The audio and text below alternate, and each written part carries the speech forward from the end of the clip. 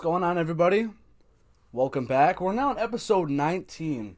That's pretty remarkable because I lack a lot of consistency in my life. But seriously, though, it's been good. I appreciate all the support from everybody. We got plenty of content for you to check out, lots of episodes. We just released one the other day on Zoom. We're going to start doing Zooms. Obviously, if you can't, or you're not in the area, if you can't necessarily come to this location, Zooms, we could do Zooms. We could set it up through that. We're here with a really good friend of mine. We go way back, and he's a former high school classmate. He is a former high school teammate. The one and only Kerlejza. How's it going, buddy? Oh, it's groovy. Life keeps going on. Yeah. And working, training, grinding, Same old shit. How are you? Well, I'm doing great as always. Yeah. And it's always good to see your face. It's always good to see you, Abel. I know, I miss Abel the most. Oh yeah, another thing. If you were new here or returning, please, if you're watching YouTube, please be sure to leave a like, subscribe, hit that notification bell, whatever it is you got to do. Please, I really appreciate that. And spread the word. But especially since I'm on. Yeah. With that said, yeah, Nick, we go way back, and I just wanted to start things off with this. It's a very beautiful moment. It's about to come full circle here. You're not even ready for this. Oh, God. I don't know if your parents are going to be watching or listening, since I'm not going to lie, obviously they haven't seen my face in quite some time. Yeah. Your mother and father gave me this book. Really? A couple years ago. Stephen King's Pet Sematary. Mm-hmm. This belongs to them. It's a good read, and I just never had time to give it back to them. And I'm sure your dad or your mom was like, "This fucking asshole never gave me my book back." Yeah, that belongs to them. I had no. Was I there when they gave? Yes. Okay. Yeah. See, my fucking brain is shot. Yeah. It is so bad. You gotta love football and then getting punched in the face all the time. So, No, seriously. Every time someone says, "Oh, I remember this," and I'm like, I don't. Yeah. No, seriously, people, we make CT jokes all the time, but seriously, my head is taking a fucking pounding. Yeah. Over, especially being a lineman. Yeah. But yeah, that book belongs to them, so please make sure you return that to them where it rightfully belongs with them. Yeah, I genuinely always wondered. I was like, dude, this. I need to find a way to get this book back because it just never felt right in my heart, and I genuinely wondered if they had a vendetta. Oh, is that why you want to have me on? Just to give the book. Yeah, it's book over. Back? Thank you, yeah, thank you, everybody. No. I just want video evidence of giving the book back. I did not steal it. Yeah. But for real. So, me and Nick go way back since high school, and I just want to give you props because, whether people believe it or not, this man right here is the reason why I was introduced and finally being able to just sort of relax and enjoy life. I remember when you first met me, you were just this big shot. Well, obviously you're a very humble and shy person, yes. But a lot of people know who you are. So to me, big shot, just popular, fucking bulky, aki fucking dude. And then to me, I'm like, dude, this guy's a fucking menace.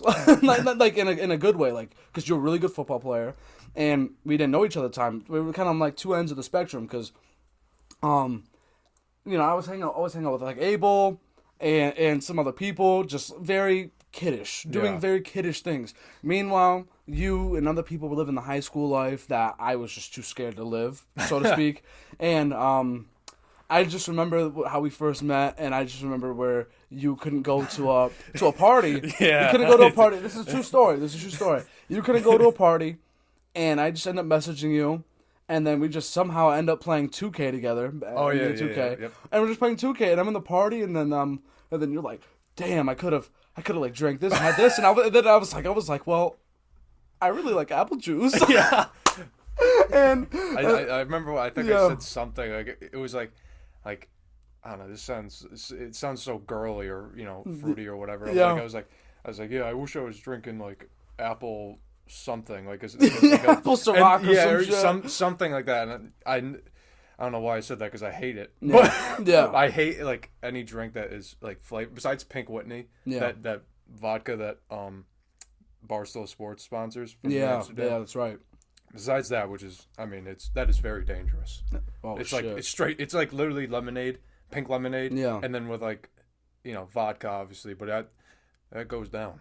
but besides that, like I don't really like to have that fruity kind of added flavor to my alcohol. Because it's just I don't know. You can always add stuff into it. Like it is. I feel like when it comes from from the production, it tastes weird. Like if you ever have like the Jack and Cokes that they make like in the cans, they're like 4-packs of them. Those aren't good. Really? Like they're not. I'd much rather make my own Jack and Coke or my own rum and Coke or whatever it is by myself. Like get a Coke, get some rum. I'd rather mix it myself because the way they do it, I don't know if it's because of the processing and then the shipping and then whatever it is, but it just does not taste good pre-made. Given your ethnicity, is it true that? Because I always hear this, and I never know if it's true or not. Because I don't drink that much. I really don't. I just drink wine whenever I usually do. But not the biggest fan of wine either. Yeah, no wine. I actually do like wine. When I drink with class. At least I try to. It feels right. I'm just chilling. What wine do you drink? Cabernet Sauvignon Blanc, however the hell you pronounce it. The white Sauvignon Blanc. Yeah, Sauvignon Blanc. White. So pretty much white wine, red wine. I tried Chardonnay the other day. It was so awful. It was just maybe it was just a brand I had or whatever. I didn't like it. It's like girl wine.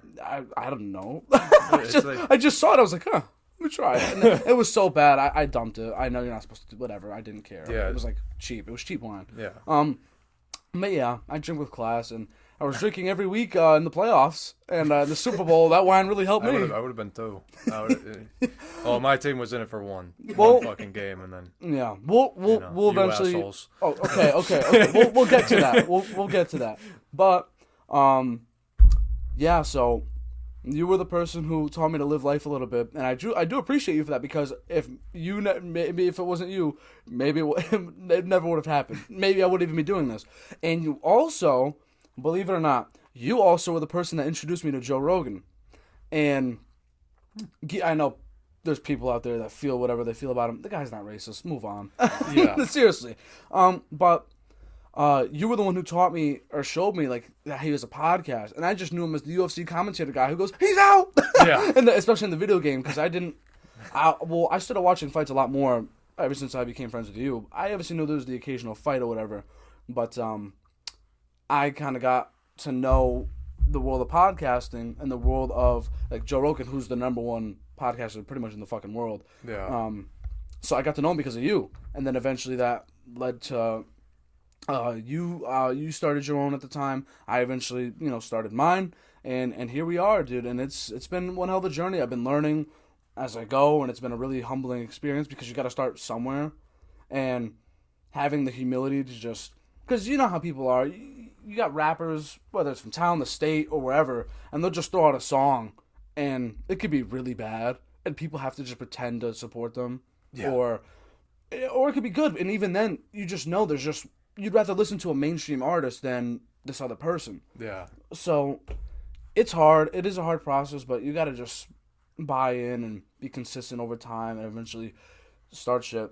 But I not only wanted to have you on because obviously we have a great history together, and then also when you first started your own thing, you always had me on for the NFL mock drafts for the gaming content, whatever it was. You wanted me on for so much, and I just genuinely felt in my heart I need to repay the favor and have you on, and we could just chat it up because you're a great conversationalist. I'm a great conversationalist. We've had great talks. We've had great moments in our lives.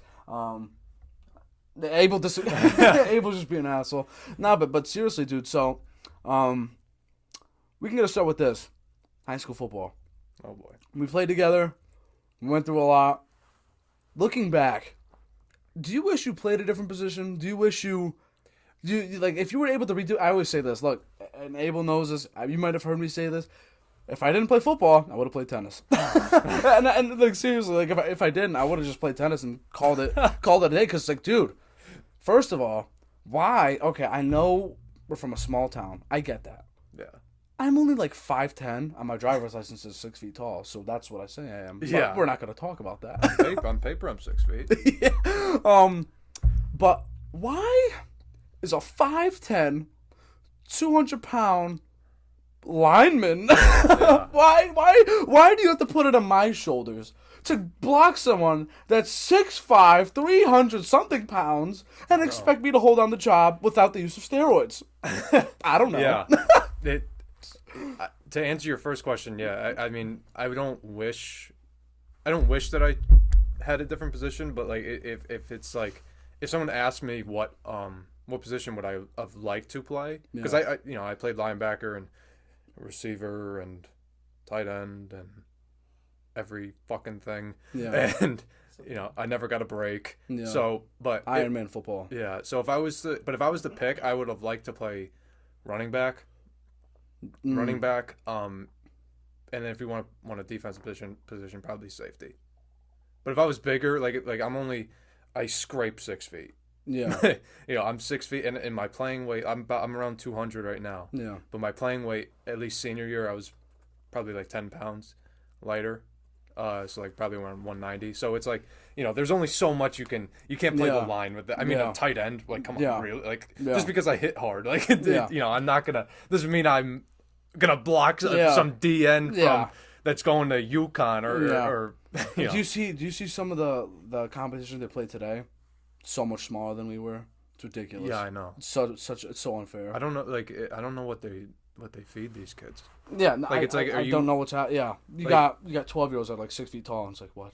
I was at Bella's Connor's game today, and I'm like looking at the kids, and I'm like, there's this one kid that was like pretty. I mean, for the age group, 8 years old, freaking massive. But everyone else, it's either.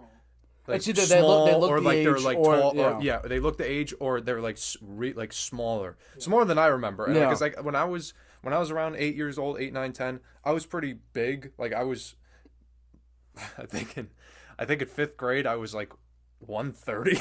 Yeah, like I was a fat fuck in 5th grade. Yeah, and then as I think 7th or 8th grade is when I slimmed out as I got taller. Yeah, but.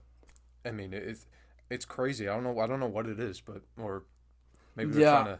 Yeah, I have no clue. Maybe the parents are trying to make their kids vegan or something. I don't know. Yeah, I have no Goddamn clue. Freaks. I have no clue what the hell's going on with when it comes to kids fucking looking like that. Seriously, they're getting bigger and bigger, or they just look really small. Yeah, especially like the seniors, like this year. Yeah. I've seen them. Yeah. They do not look that big. And compared to like seniors our year, like like when we were freshmen and the seniors that were there, they were humongous. Yeah. Yeah. Like, what the heck? I walked in, I was like, what the fuck? Am I looking at a grown ass man like who's 32 years old? I know. He looks like a 32 year old. I remember when we walked in. I think it was freshman or sophomore year. Was it sophomore year that Ben Maycock played? Yeah. It was sophomore year. I remember going in. Shout out to to Ben Maycock. Yeah, the guy was this motherfucker was squatting fucking over 500 fucking. This was in the old weight room too. Yeah, with the old bars and the metal plate. The rusty ass. Yeah, and before the rubber one. So it was like this motherfucker the bar was bending on this fuck's back. Like I'm like, holy shit. Yeah. And I'm like, I'm never getting there. Yeah, this is a grown ass. This guy's 6'3", whatever, and he. Don't you remember when you were usually... So, I always try and explain this to people, and it just doesn't sound right. I was a lineman. We had skills, lineman, and in between, right? We all lifted the same weight. So, you had your linemen are as strong as your receivers, or as strong as the quarterbacks, the D-linemen, corners, whatever. Yeah. So, pretty much, like, we're all the same strength. And I remember when... we had to do those tryouts in the summer. The only town in Connecticut or whatever that had to that tryouts and I just remember pretty much everyone made it too. Yeah, and what's the point of that? And I just remember when I never benched a plate at the time, and that was like the first day, and we all benched a plate. We're like, let's go! Like it was only a plate, and the incoming freshmen are benching plates for fucking reps, and like I didn't bench a plate until I think I did a 3-rep max going into my junior year, or like halfway through whatever it was. Yeah. Ridiculous how much stronger they're getting. And I mean, I ain't never hit 2 plates before. On bench? I wish, never. You have, right? I think my max was 245. Yeah, Jesus Christ. 245, and I did that going into senior year. Oh my God, 245? Yeah. I think mine was a plate. I almost killed myself doing it, but because I remember I was doing it, and then our coach said, like, bring it in or whatever, and I'm still doing it. Like, I'm not just gonna bail on this. So I forgot who my spotter was. Well, I lifted it up, fucking touched my chest, and I was like, I pushed, and I was like, no one's there. Oh shit! And I'm like, well, I'm not dying today. You know? So I just pushed it out. I swear, I thought I pulled like a muscle in my back. Yeah. But hey, I hit it though, so it's 245. I remember going into I think it was senior year. Was that when, I'm not trying to like out you or anything, but it was when you were in like summer school, right? You asshole. No, right? Yeah, going into senior year, yeah. Yeah. So I failed algebra 2 in junior year. Yeah. So that shit was fucking hard. No, it was. I remember when it was halfway through the year, and I was that one student where I knew I was slacking, and listen, everyone's that somebody at some point in their life, and I was that person where I was like, please, you can't fail me. I've worked hard, and I was slacking, and I eventually put in the work and eventually turned that ship around. But happened for me too. I do remember though when we put in some crazy work together. I remember we would I would go to the morning lift, and then I would send you what we did, and then as soon as that was over, you would get dropped off my place. We would walk down to go to Planet, work out there, and then walk all the way from Planet to the center of town-ish, because that's where the turf field is. Then we get work on the turf field, and then wouldn't we walk all the way back to your place? Or I think so. Yeah, probably. Yeah. Ridiculous. Yeah, that I don't know why I was trying that hard. Well, obviously there's a purpose, but if my ass wasn't going all conference or all state, like I had no reason to be putting in that much work. And you know what's crazy? People genuinely challenged or questioned my work ethic when it came to it. And I'm not trying to be cocky. Like I talent-wise, obviously I wasn't the most talented by any means. I was just a fucking average player. But like work ethic-wise, like I was out there putting my fucking blood, sweat, and tears into the team. And I'm not gonna mention any names. We had a toxic fucking locker room. We had a mix. Yeah, no shit. Yeah, we had a mix of personalities, a lot of crazy fucking personalities. It's kind of like the Raiders. At least no one fucking drove their fucking car into a Toyota RAV4 and killed a woman and her dog. Oh my God. I don't know who that could have been. We're gonna talk about that very shortly. But yeah, we had a lot of mixed personalities, and it was just, I talked with the head coach back during, it was for the November game. Every year in Connecticut, one of the bigger rivalries, Newington Wethersfield, they have this Thanksgiving game, and I went to the freshman game because Abel's brother was in the game, and we were talking to the head coach, and he's pretty much saying, oh yeah, usually, I mean, obviously we wanted to get you guys in the right direction and have you leave on a good note, and we did, because we did win the Thanksgiving game. But once a new head coach comes in, the last class, the seniors, I mean, you can only do so much. Your main focus is to develop the freshmen, because that's going to be your first full-year that's team. Going to be, it's like, it's like when you're in a rebuild, like the Texans, like they buy, or they sign all these veteran guys, like 1-year deals, and it's like, well, these guys aren't going to be around next year. We need spots because we're too young, or we don't have the young core. That's what it's like. That's like anything, in life. You want to develop the younger people, because obviously the older people are going to be shipped out. So I mean that's like with us, and it, granted, I mean we went, what did we go, 3-10, or no, sorry, 3-7. And but the thing is though, they improved each year. They did under Coach Pace, and I did feel like they were gonna get it turned around, because yes, we went 3-7, but each game, other than maybe like Windsor or something, was like we were up at half, or it was like a 1-score game, and then we just somehow choked it away. So I'll never forget that Bristol Eastern game, senior year, and we lost 9-6, and I was like, Are really? Yeah. Like we couldn't put up a field goal. Yeah. To just tie it. Like I was just on the offensive line that game. I was guarding some dude who was like 6'3", 350 pounds. Just a giant lard. Yeah, I remember him. God, humongous. I remember I had to pick that game, and because I moved me to middle linebacker because I think that was the game after Kamansky got hurt. Yeah. He tore his ACL, and so he got hurt. So they moved me to middle linebacker. That was the fourth game, I think. Was it the fourth game? It was, yeah. Because the first 3 was ACL. There's 3 ACLs in a row. Yeah. And then it was... Because Coop went down game 2. Yeah, and then... So went down game 1. Didn't you go down game 1? Yeah. Yeah, we lost Abel game 1. We lost... Against Chicopee? Was it Chicopee? Yeah. Yeah. Yeah, so... yeah, our offense, we struggled. And the defense, I mean... Defense was good.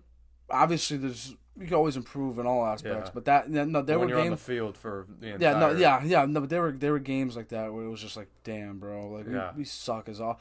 But like I said, maybe if we had the chemistry, maybe things would have been different. Yeah, because we did have, like I said, lots of personalities, lots of people who put in a certain amount of effort. Lots of people didn't. People who partied after games and could give 2 shits and didn't try as hard in practice. Whereas me, as soon as the game was over, I would go home. I would watch film. I was actually working on that shit. You know what I mean? And some of the people just didn't care. And I'm sure either they're still living in their glory days or they're finally moved on. But we just had a lot of people who, it wasn't necessarily even for football, just in our high school class in general, who that was their prime, or that was what they will always be remembered as. Yeah. And and I feel like I'm just getting started. You know what I mean? Because I always laid in the limelight. You were one of the people who was obviously impacted when I didn't fucking go to my graduation, and you were like, "What the fuck is going on?" Everybody was like, "What the fuck is going on?" So, I had to deal with all that shit, and then eventually, here we are, and So high school football, that's what it is. I had to give a public speech. I said this in the last episode. I gave it last week. This is probably going to come out on Monday. So happy Monday to you guys. Even though we're recording this the night of the night of the Masvidal fight, which we will also talk about. Yes. But I had to give a public speech about my gap year and everything, and I talked about high school football for a little bit and all that. Yeah. And it was pretty good, and it was just crazy because as I was giving the speech, and I was looking at my slides, I was like, wow, I can't believe I went through all of this. And it just seemed like I summed it up so fast, but it's crazy to see how far we've all come, and to see how time has treated everyone. And if that's the thing too, is like some people, like you said, that high school was their prime. You know, whether it's just the party, the party scene, or even college too. College is my prime, or whatever or whatever you want to call it. I was really good I was a really good high school quarterback. Yeah. It's like okay, and no one gives a shit. Yeah, I'm not even I'm not even bullshitting. Like people, and I don't want to say that in like an arrogant or cocky way. Like you can ask him. I went to no parties, none. Does that have to be plugged in? Zip down there. What? Underneath your foot. Is that the charger? Yeah. Oh no. Okay. I just wanted to make sure. That's just the charger for the Mac. But yeah, I did nothing. You introduced me to that culture just a tiny bit, just to say you got to be prepared for this shit, because you can't just be straight edge your whole life. Yeah. And I do truly thank you for that. But yeah. I just want to make it clear. I wasn't part of that. Like it was more I feel like, I mean, just from obviously my eyes, right? Like I feel like I was cool with everyone. Yeah. You know what I mean? Like I never considered myself popular, or like because you hung out with some popular kids. Yes. But you were usually a low key member of like I was cool. Of yeah, I tried to be cool with everyone. Yeah. Like that I talked to. If it was the quote unquote the popular kids, if it was the quote unquote nerds or whatever you want to call it, if you were cool and I enjoyed our conversations, or just shooting the shit with you, like, then I'm gonna that's the way you gotta live, man. Because you can't be like you can't be so self-centered that you just associate with a certain type of people, because there's a lot of people that hang around certain groups, and then they go to another group. Yeah. And they don't know how to function because it's like, well, these guys are completely different than, you know, than what I'm used to, and then they're like, and then they start thinking, well, is it me? Yeah. Like it's like, and then there's their whole fucking. I saw a video. I don't know if it's edited in any way, but it was of like the Queen of England back in like when she was really young. What, 1840? I don't know, but it was back in the day, and she was talking to people like just regular citizens of England. Yeah.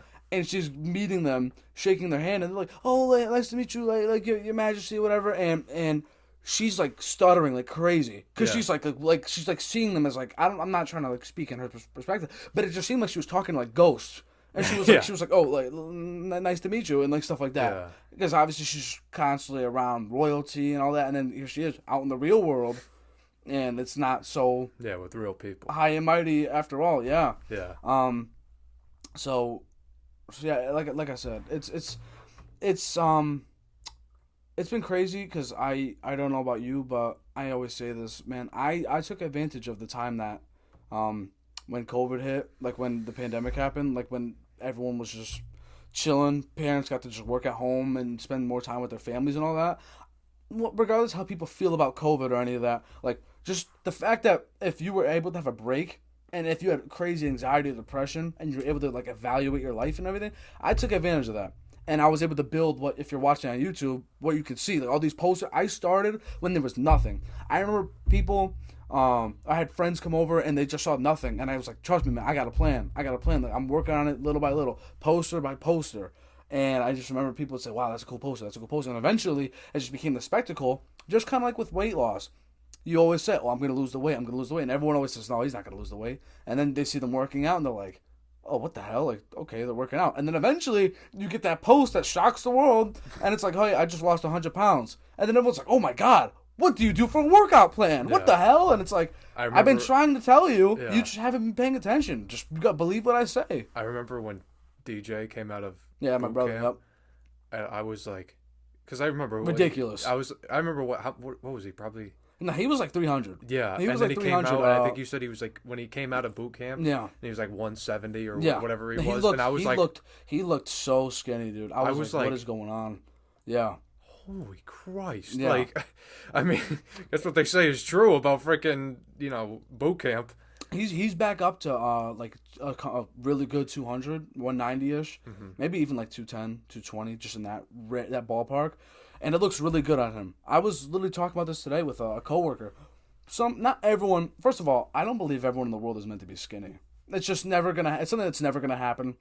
And honestly, there's a lot of really funny fat people out there. It's just lots of fat people, including myself, man. We're pretty funny people.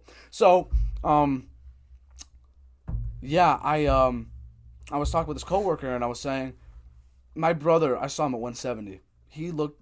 Like, all due respect, the most respect, he looked like a cancer patient. Like, he looked so fucking skinny and sick. And I was like, dude, what is like that? You don't look good. Yeah. And eventually gain the weight. Just like some people, certain heights and weights, they'll get really fucking swole. And I'm like, dude, you look like a fucking idiot. Go cut down right now. Yeah. You look stupid as shit. So, I think everyone has their comfortable packaged weight. Like you said, you're at 200. I think you look like you look like a fine 200. Like, let's say you were like 160, you would look really fucking. If I was 160, I feel like I should be in the hospital. Yeah. Like, are you anemic or are you fucking, like that'd be very bad. Yeah. If I was 160. I think I see videos of when I was a freshman, and I was like 170, 180, and I just looked like a fucking bobblehead. Like, I hated that look. Myself senior year was like 230, 240-ish. Now I'm definitely past that. But I think that was like my ideal best weight or whatever. And yeah, it's crazy how people can. I was also talking about this today because I'm going to see Batman tonight, by the way. To get Untitled Chapter. It came out yesterday. It came out like 3 days ago. Yeah. Oh, really? Yeah, because I remember people went to go see it like Wednesday. Oh, okay. Yeah, I'm going to see it tonight. Mm-hmm. And I was, when Batman first came out, I think it was supposed to come out in like 2021 or 2020. It's been like rumored for. It was supposed to come out 2020, I think. Yeah. But I guess Robert Pattinson wasn't lifting or working out, and he was just reading the script. Kind of need to do that. Yeah, to be Batman. I guess he just wasn't doing because I think it was like a contract dispute or something, and I guess he got that shit handled very quickly. And I was just thinking, like, man, if you have a personal trainer, and like you have the money for this, you have a personal trainer and you have a personal chef, you're set. If you just go to the workouts, they literally tell you what to do, and they'll do them with you. Yeah. For one. And then if you're a personal chef, you wake up, boom, I have the right calories, the right nutrients, everything I need to eat for breakfast, lunch, dinner, and I'm never going to be starving. Yeah. If you have those two things, you're fucking set. Yeah. It's like, if I need to gain this amount, done in a month or so. Yeah. I need to do this, done in a couple. It's crazy. And like, it seems so easy, but it's so much money. Yeah, and you got to realize, too, that like with these actors that put on crazy weight, like Christian Bale, I mean, he went from that, what was that movie where he was just eating like an apple a day? It was like wasn't that it was the one. Shit. It was I forgot. He was like a really fucking skinny. Yeah, it was like you could see his ribs skinny. Look up Christian Bale movies. You could list off some of the names. Yeah, I was just typing like Christian Bale really skinny movie. Yeah, pretty much really skinny movie. It's crazy, and he I think I'm hearing that it's a really good fucking movie. They're saying that's what the mechanic. Yeah, whatever it is. Yeah. Or was it The Machinist? Whatever. The M. The Emist. Oh, yeah, no, like you could see. Yeah. It was like Joaquin Phoenix and the Joker, or in Joker when like you could see his ribcage. No, yeah. Yeah, because he went from that movie to Batman Begins. So he went from super skinny to when he got. I think he was yoked. He was like 230 in Batman. What is his best? Yeah. What's his best weighted movie? Do you know where he looked his best? Like, what do you think his best weight is? Batman? Did you say when he played Probably Batman? not, but it'd probably be. He was just in that movie where it was like Ford versus Ferrari, I think, or Ford. That's probably where he walks around at. Like, he's kind of like he's probably like a skinnier guy. Yeah. You know, so I'd probably say he's naturally probably walks around 160. Yeah. I'm hearing though that this movie's like people are comparing this to The Dark. And listen, I love The Dark Knight, one of my favorite movies ever. And Heath Ledger, if he wasn't in that movie, people are saying if Heath Ledger wasn't the Joker, that this movie's better than The Dark Knight. Because Heath Ledger's performance is that's what they're saying. That's what I'm reading. They're saying that if this is The Dark Knight, they're saying if this is The Dark Knight. Yeah. It's right here, if not right here. Oh my! That's what people are saying, and we're gonna find out. We're gonna really see because the acting must be fucking superb or something. I like how I don't know. I like how it's like from all the trailers. I like how it's dark. Like that's how it's like because there's been Batman.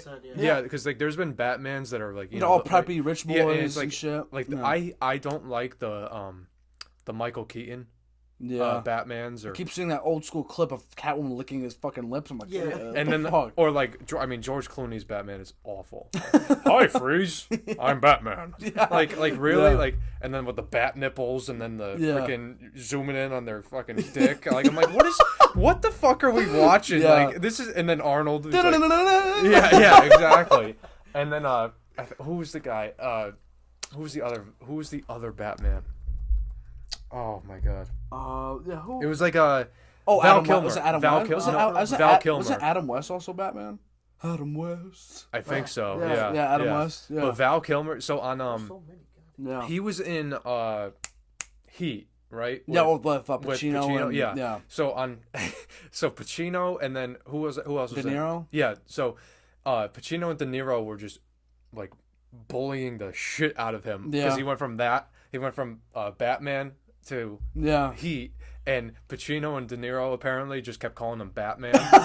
So like, hey Batman, whatever. And then so then he finally like told his agent, Val Kilmer told his agent, and to like to tell him like you gotta tell the studio to stop, just have them stop calling me Batman.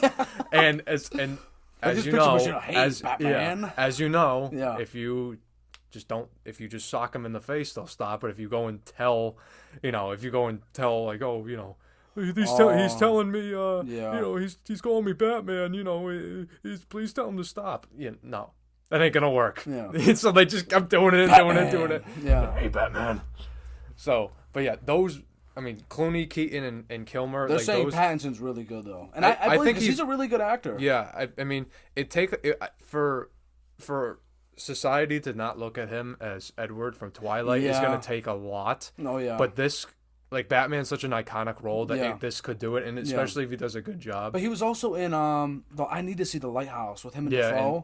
I need to see that. Have you seen it? I wanted to see it. I want to see it so bad because that look good. Yeah, it does look good. And then there's a few other movies that he's in that are actually pretty good. His most recent stuff has gotten a lot of critical acclaim. But in this movie, he just looks like some like goth, dark, fucking he looks like someone that went through trauma, like an actual person whose parents were killed, and he saw it, and he's just like so depressed and hates the world. And when you see the trailer, and he's like, "I am vengeance," and like he beats the fucking shit out of the dude in the trailer. It's like, oh my god, like he's not punching because he has to, like he's punching because he wants to. And there's a difference, and it looks like he's gonna kick some serious ass in this movie. Yeah, and then what are the villains? The Riddler's Riddler, yep. And then I think Penguin. Yeah, is Penguin in it? Yeah. And then this fucking new Catwoman looks fucking amazing. Who's playing her? Her name's like Zoe. Oh, Zoe Kravitz. Zoe Kravitz. Yeah, that's Lenny Kravitz's daughter. Are you serious? Yep. They're actually related? Yep. What the hell? That's crazy. I think it's actually Is it? I don't know it's if like Zoe, it's like. But I think it's she either pronounces it Zoe or Zoe, but whatever. Zoe. But I'm sure she's gonna live up to it, and she's good. I think. People are calling her like a discounted Halle Berry because she was in the Catwoman. She was movie. awful too. It was funny. The Looking only back, Catwoman, it was corny, but when I was watching it as a kid, I was like, dude, she's so cool. The only good Catwoman was Anne Hathaway. In Dark Knight Rises. She was great. She was phenomenal. For me, this movie has to first pass Dark Knight Rises before it can pass. Yeah, because masterpiece. Yeah, I mean that's for people that want to learn about acting. If you want to learn about acting and what it takes to go above and beyond, like Heath, bro, it doesn't even look like him. You see, I mean, I know these. What was it, like Brokeback Mountain and all those? Oh God. What else was he in? What else was Heath in? He was in that movie where he's like, "I love you, baby." He was in that movie. He was in that medieval times movie, like the jousting movie. Oh, I forgot what he was. I forget what it's called. I know exactly what you're talking about. But he literally had people. I keep pointing over here if you're watching because like I have the Joker poster literally on my wall.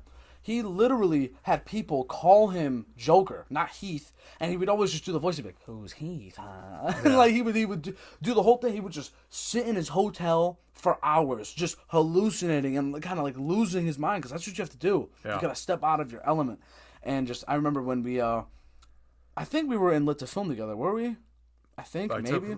I don't think so because I took Lit to Film in junior year. But you still took it. You still took it. But you know what it's like when you take it. Yeah. And then you just can't look at movies. I can't look at movies. Well, I do take the movie for what it is. But when I watch it, I'm like, oh my god, that was phenomenal what they just did. And I just noticed certain things like symbolism shit. My mind just goes crazy when I watch movies now. And whenever you watch this movie, The Dark Knight, it's a masterpiece. Christian Bale. Yeah. Who I believe is the best Batman as of right now. Hands down. Best Batman. Yep. He's awesome. And then Heath Ledger literally played as sure, it's the Joker. In that movie, it's more than just the Joker. Like, he genuinely was what he was playing as. You could tell if someone's playing as a character. Mark Wahlberg was just in Uncharted or whatever. And now he's in this upcoming movie. Me and Abel saw the trailer yesterday, Father Stu, where he plays as a former boxer who turned into a priest who gets like ALS, I guess. And he actually got really fat for that role, by the way. Like you can see, there's pictures of him if you look him up of Mark Wahlberg really fat. Abel could probably pull it up and show you. And you could just tell, like, oh, it's just Mark Wahlberg. Like you can't see Mark Wahlberg and the other guys. Mark Wahlberg in The Lone. I think The Lone Survivor was the only movie where he was that character. Yeah. That one. They see that? Isn't that crazy, right? Hell. Yeah. That's crazy, right? Yeah, he got chunky. Yeah. And it's crazy because in the interview he talked about how that movie's coming out and he's like slim as shit right now. Have you ever see Christian Bale when he played? Like this right now. Yeah. Yeah. Phenomenal. We ever see Christian Bale when he played Dick Cheney? Well, wasn't that when he had like the white hair and he's fat as so shit? Fat, yeah. Yeah. Wasn't he the guy who like shot accidentally or whatever? So he shot his friend in the head when he was out hunting quail. Yeah. And like if anyone knows what quail is, it's like little fucking minuscule fish. And he had like a big ass shotgun, right? Yeah, and like you don't even like you just it's more like because it's just shotgun like buckshot or birdshot. Oh yeah, buckshot, birdshot. Yeah. So so when the shell explodes and comes out of the shotgun, it little shards of it go sprays. So that's why you use it to hunt quail, because they're all. You're not just going to take one bullet. You'll miss every time because they're so small. Right. So the only Louis Black, this comedian, he's funny as hell. And he was doing a skit about it. And he was like, this is how it must have happened. He's like, all right, I'm going to get him. Bang! And, because that's the only way it would have happened. So, Dick Cheney's the guy. Whoa! Yeah. So Dick Cheney did shoot his friend in the face. Do you know? Hunting quail. Do you know what I love?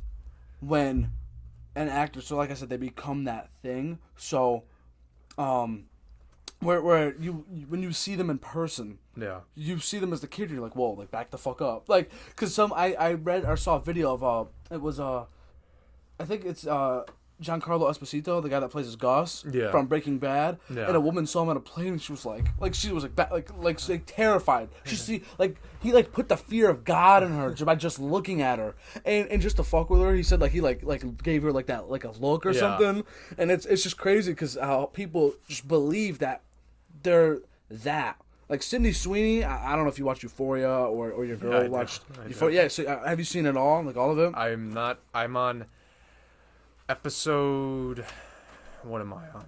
I just finished the episode where Rue has all those she's having those withdrawals. Oh, so did you already get past the part where she I don't know if it's a spoiler. Shit. She told what has she done? Rue woke up. It started with her and her mother arguing. Yeah. And then she's blaming Gia about it. But then Jules is the one that Jules was there, right? Yeah. So in the kitchen. Yeah. So wait, did you see that whole episode? Yeah. Best episode in the whole show. Wait, that was the one where she was like running away and shit, right? Best episode. And then she ends up at that drug dealer's Best house. episode in the whole show. Yeah. And I thought Zendaya's character Rue, I thought she was just I was like, honestly, she's a drug addict going through shit. Yeah. And I was like, okay, but other than that, like, what purpose does she play? Yeah, exactly. Apparently, because literally, like Nate and his whole story and everyone else's was like actually interesting. Yeah. And I was like, dude, like, what the fuck? And then all of a sudden, Zendaya was like, oh, yeah, like, I'm Zendaya, by the way. And she's like, fuck you. And she's going fucking crazy. And then she goes from that to crying. And she was actually crying. Yeah. And she's like, I'm sorry. And then she was like, fuck you. Like, and fuck you, too. And she's like, you're dead to me. Like, no, I think she did a good job of portraying, like, because all the I'm sorries were just for, she didn't mean it. Yeah. Like, the only reason, it shows how drugs will literally ruin a person and their judgment of right and wrong, because in that episode when she told remember when Cassie was like, you just gotta take it one day at a time, Rue, and then she's like, hey, how long you been fucking and like the only reason she said that was to get a commotion so she can run out. That was the only reason she did that, and it's like just that's so fucked. Like, what she did. And that's what I was saying. That's like the worst thing. That's what also makes the episode so phenomenal, because she hit rock bottom in that episode. Yeah. Like, that was, you literally saw a person not only portray a drug addict very, very well, but she literally burned every bridge in that episode, and I just can't, you have to watch it. If you guys know what we're talking about, obviously a lot of people who, we're all the same age, everyone's watching Euphoria or like watched it, finished it, and dude, like that episode was crazy. Burned every bridge, had no resources left, and then was gonna fucking get sold away by that. Yeah, because she was gonna sell her away. Yeah, she was if she didn't wake up, she was gonna be shipped off. Yeah, because she was like, what I don't know what the girl's name is. Yeah, I don't know either. The drug dealer. She was like, she was like, I really liked you. I was like, she said, like, Rue, you don't look like the type of person that's gonna come up with 10K. Yeah. She just said it so calmly. Yeah, and then she was like, fortunately for you, you're a woman, and you'll always have what someone wants. Jesus. So it's like, and it's without just coming outright and saying, I'm gonna sell you into sex slavery. Yeah. Instead of just coming out and saying that, like it's like, the thing with the show is they're making a season 3 and it's not coming out till 2024. Yeah, that's what I heard. But I heard they were canceling it, kind of. No, they're gonna. A lot of. No, they're gonna go through with it. I bet. They're not gonna. Yeah, there's way too much hype around the show. A lot of what? What controversy? Like, yeah, a lot of controversy, and a lot of people are like backing away from the show. Like, what? Like people who are on the set? No, like people who are supporting the like the whole show, because they said it it's like a bad example for all the teenagers that are watching right now. True. It does make high school. Well, it does. Yeah, no, it's awful because they make high school seem like everyone's doing like the craziest drugs and the way they dress, like the way they dress, the way they dress in the show, and like talk, they don't. It's just so snobby. There's a lot of petition on it. Okay, yeah, we'll see. I mean, but here's the thing. Other than, I know the Netflix Marvel shows like Luke Cage and Daredevil, those all ended on cliffhangers and then just stopped. And I'm still pissed about that. And Punisher, right? Punisher also ended on a cliffhanger? Yeah. Punisher stopped after season 2. Yeah. And we never got what we wanted. And the more seasons, more episodes and all that, and like a continued story. And I think they might bring him back, though. I thought they were going to bring him back on Disney Plus. Yeah, that's what I've heard. But that's like... We'll see. Fucking 4 years ago. I'm going to pretend that's not going to happen because I've already moved on and grieved about that. Yeah. But with Euphoria, I name another show that's had this much hype. Maybe Game of Thrones leading up to the end. Yeah. Everyone is very popular. Everyone is talking about it. And I thought it was okay. But something made me want to keep watching. And I'm not going to lie. Even though I thought the plot was ass, at first, the lighting... And all, like, the music, because the music is fun. The soundtrack's awesome. And I love how each episode is named after a rap song. Yeah. I don't know if you noticed that. Yeah, I did. And just eventually it builds and builds and builds. And then at first, I'm not going to lie, I thought Nate's dad was the best actor in the show, if I'm just being honest. Did you ever see Grey's Anatomy? No. Why is he in it? Yeah. Are you serious? And he looks so, he looks different in Euphoria compared to then? Yeah, I remember when me and Bella were watching it, she was like, you know who that is? I'm like, no. I looked, and I'm like, wait. Because she watches it, and I, whenever we're hanging out or whatever. And I've seen him before, and I'm like, wait. Is that the dude from Grey's Anatomy? It's a star-studded cast. I'm like, what in the fuck? And Maddie, you know how she babysitted that kid? Yeah. The mom is from fucking Friday Night Lights. I finished that show. Okay. She plays as one of the main characters in Friday Night Lights, who was like in high school in the show. Wasn't that on HBO too? I think it might have been. Yeah, I don't know, but dude, it was so fucking good. If we were watching that in high school, oh my god, maybe football would have been a lot more enjoyable. No, I'm being serious, bro. It's a great show, and dude, Michael B. Jordan's in it. I didn't even realize that. Like his career starting off, he's in Friday Night Lights. Not Euphoria. I was like, what? Nah. But seriously, the lighting, the music, everything was carrying. I felt like the aesthetics were carrying the show, and how like I noticed whenever people cry, like on the cover, it's like the glitter tears. Yeah. Isn't that crazy? Yeah, I just think with going back to the criticism, like I think it is warranted. Yeah. Because like this is like it's toxic as shit. Yeah, like people girls are gonna be talking to each other like fucking assholes. Yeah, it will make girls think that, or just anyone in general, like girls, but we'll say girls because it's mainly because it's a star-studded girls cast. Yeah, besides Fez or the GOAT. Yeah, so, but like it will make impressionable young girls. Oh, yeah. Like just kind of like the Kardashians. Like, wow. That yeah, whole... like that's why I hate like people are like, well, they can post what they want on Instagram, like and of course they can, but that doesn't mean it's good. Yeah. Like just because like you do something, I have the freedom to do it. It doesn't mean it's good. Yeah. Like Yeah, so my sister. With the Kardashians. My sister, she was watching the Kardashians and she was like, oh yeah, I just watch it casually. And then I was like, oh yeah, I was like, Selena, I don't want you watching or looking at like these women, like they are setting a bad example for you. And then I was like, do you understand? Like they've done so much surgeries and makeup done. I was like, it's not real, Selena. I was like, those aren't what real women in this world look like. Yeah. I was like, real women, like they have natural beauty. Yeah. God given. Like features. Yeah. And they went and bought those features and aesthetics, and she was like, no, they didn't. Like, oh, they only did this and that. And I'm like, see, there you go. Yeah. Like, you already are trying to defend these people. Yeah. Like, stop doing that. And I'm not saying or trying to hate on the Kardashians. I mean, I'm not going to try and speak on people I don't know much about. Whether they're pieces of shit or not, I don't know. Yeah. I just know they have a lot of money and they're popular and they get talked about thousands of times by other people throughout this world at least once a day. So, including us idiots. Yeah, pretty much. And it's crazy. It's like I don't want like the young generation, even us now, kids, young adults, whoever, very, is it impressionable? Yeah. Is that the word I'm looking for? You set a tone, you set the tone, or you get them hooked on something, and they will try and imitate and copy that. Yeah. Just like TikTok, someone does one thing, trends everywhere. People were doing did you see Don't Look Up? The movie that with DiCaprio and Jennifer Lawrence. You would like it. It's pretty funny. And Jonah Hill. In the movie, there's a part in the movie where, so I thought they did a really good job of showing where we are right now as a country. How like we can't even agree that a fucking asteroid or comet is headed towards Earth. Like we can't even agree on that, and how we like they make it a debate in the movie, and they were doing not because they were.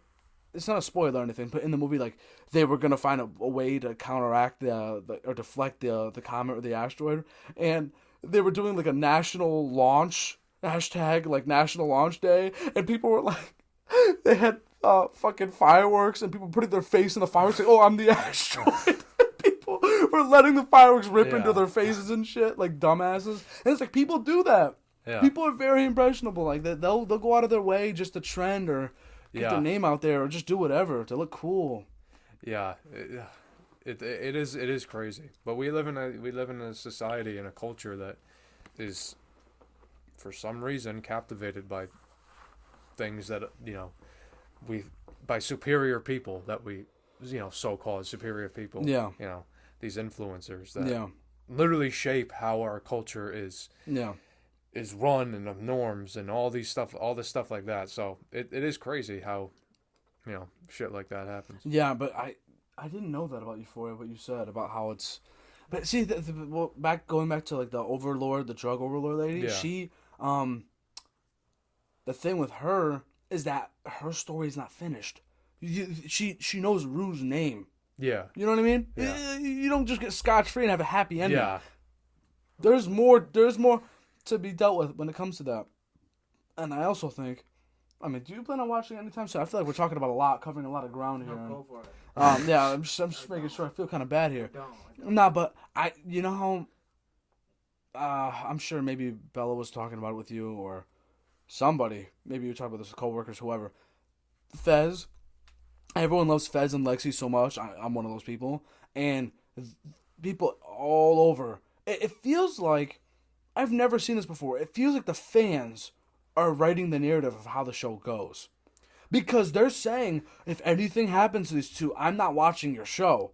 And then you'll lose viewership and you'll lose money. But fans always say that. I guess. But but it's getting a little creepy where it's like, dude, are we going to have to actually like change? Because, Fez gets fucking shot and it's like, oh my God, are they going to do it? And then it was like, no. Yeah. So, I thought that was one of those instances, and seriously, I was talking about this with somebody. Every single character in that show, in one way or another, there's some I don't like, but regardless, one way or another, each of them I feel like can be in their own show and be their own main character in a show or a movie. Each of them in their own individual way, and it's crazy. I've never seen a show like that. When you watch, fucking Breaking Bad, you don't think of Huel, who was Lavelle Crawford. He's a comedian, yeah. Actually, maybe you could see him in his own show. Maybe that was a bad example, but you know what I mean. Certain side characters in shows, you're like, okay, that's what you're meant to be. It's not with Breaking Bad, like there's only like 3 characters. Gus or 4. Like Gus, and Gus is in The Mandalorian. Yeah, which is he does a great job. Gus could be one. Saul obviously has his own. Jesse, and then Walter. Bryan Cranston or whatever. Yeah. So but since Walt's the main character, if we're talking about side character, it's only 3. Yeah. So it's like, I do think that Euphoria has all the characters. Even Lexi, like even throughout, She was a bystander at first. Yeah. But what I love is, and that's why I hope they make a season 3, because in the last few episodes, she finally took, she finally took passed up certain people, just sort of like Cassie. She was sort of in the background, and her boyfriend at the time, McKay, I feel bad for him, the guy who played as that role, because he at first was sort of relevant, but he was just there just to show Cassie's character development, or like how she is as a person. Yeah. And honestly, I'm sorry if you guys, whoever's listening or watching, if you actually like Cassie, bro. I mean, Sydney Sweeney, she's cool. She's cool and a great actress. She's hot as fuck. No, she's beautiful, great actress, and she's like a fucking MMA fighter. Like she actually works on. I've seen her training. Yeah. Like, dude, she's a badass. But her character Cassie, I hate her, bro. Yeah, I hate her. I mean, I just hate I hate Maddie more for the sole reason that I cannot fucking stand the way she talks. Bitch, and it's mouth. such like a fucking valley girl with the fucking very long nails. Stereotypical. And it's like, just shut up. Yeah. Like, shut up. Very stereotypical, sort of like TV show, high school character, whatever you want to describe it. Like, you know, with the whole situation with Cassie, Nate, and her, I mean, like, yeah, I'd be pissed too if, you know, my best friend was, I found out my best friend was, banging my ex-girlfriend. Yeah. So, but, I'd be pissed too, but it just, so I sympathize with that, but, like, it's just in general, like, they're both bad. Like, but I really can't stand Cassie, or Maddie. I love how when you told me how, when I watched The Sopranos, how you said, the way we watch shows today and binge watch them and care about them so much, we're so invested. The Sopranos paved the way for all of that. Yeah, The Sopranos and The Wire. And I was like, dude, that's crazy. I do need to see The Wire, but I was like, dude, like, that's so crazy. And The Sopranos, longest TV show I've ever watched. I was talking to you all the time I saw Sons of Anarchy in like 13 days. Yeah, that was ridiculous. Yeah, I was like, how the fuck did you do that? No, seriously, like, when I watch a show, like, don't fuck with me. Like, I will watch the show. I will fucking just glue my fucking eyes to the TV, to the Mac, whatever. Yeah. And I will just go in. And I had to pace myself. I was like, this is too much. And it's so slow paced. And it's just so great because 1 second, they're just eating a dinner. And that's all it is. It's just eating a family dinner. Your father never had the makings of a varsity athlete, whatever. And it was just like that. It's just a casual family dinner of an Italian family, just talking shit to one another, just eating dinner, having a good time. And then it's like, if you're on your phone, Tony goes outside, he has to go take care of some business, and you miss it. And you're like, whoa, what the fuck happened? Yeah. That show is the best show. Remember the whole Ralph thing? Remember the whole Ralph thing? I fell asleep, and I woke up, and I was like, what the fuck happened? Like when Tony kills him? Yeah. I was like, what the fuck happened? Yeah. What? Yeah, so... Yeah. That show was so fucking good. So amazing. Best, I mean... That Super Bowl commercial, ending, I was so hyped. Yeah, I was like, there's no Meadow fucking and AJ, yeah. Awesome. But, that best... I feel like that's the best ending. We can't say it. We can't say what it is, but it was No, you're right. Because I had a feeling it was tremendous, and then I was like, wait, was this a shitty ending or a great ending? And then all of a sudden I was like, oh my god, that's brilliant. Imagine watching it live. That's my like, you're just tuning in, and it's like, it's like... And it just goes to black. Yeah. And then it's like, what the fuck did you do to the TV? Yeah. Because that's what I thought when I watched it. I was like, what the fuck? Yeah. I didn't touch the remote. And then I saw it. I talked to my cousin, and then I talked to you, and it was like, yeah, wow. Yeah. Tremendous. Yeah, and then I think Yeah. So. I think he, Yeah.